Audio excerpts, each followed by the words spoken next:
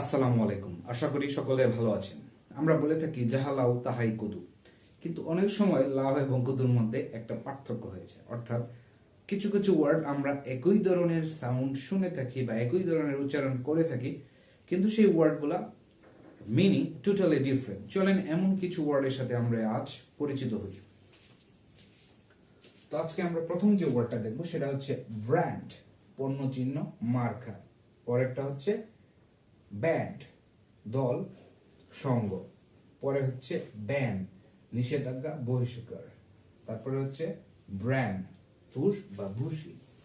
So এই ধরনের ওয়ার্ডগুলা, এই ওয়ার্ডগুলোর মাঝে একটা বিস্তর ডিফারেন্স আছে। যেমন ব্র্যান্ড, ব্র্যান্ড বলতে কোনো পোশাকের ব্র্যান্ড বা বিভিন্ন পারফিউমের ব্র্যান্ড, সেগুলো ব্র্যান্ড বলা হয়। যেমন আমি এই টি শার্টটা ইজি ব্র্যান্ড থেকে কিনেছি।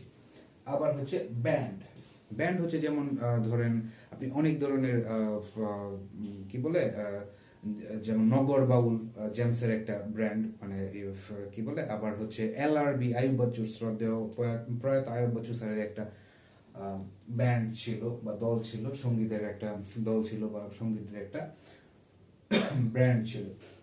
পরেরটা হচ্ছে ব্যান, নিষেধাজ্ঞা, কোনো কিছু নিষেধাজ্ঞা বা নিষেধ করে দেওয়ার জন্য। যেমন আমাদের দেশে এক সময় আমাদের পাসপোর্টে থাকতো যে ইসরায়েল ব্যতীত অন্য সকল দেশের জন্য ইস্যু করা হয়েছে, তার মানে ইসরায়েলকে ব্যান করা হয়েছে, নিষিদ্ধ করা হয়েছে, নিষেধাজ্ঞা দেওয়া হয়েছে এইরকম।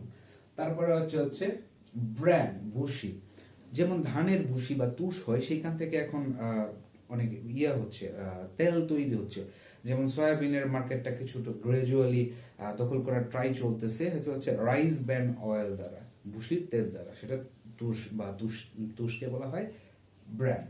সো এই ওয়ার্ডগুলা শুনতে একই রকম হইলেও এদের মাঝে বেশ একটা ডিফারেন্স আছে। Thanks for watching the video. Stay with us.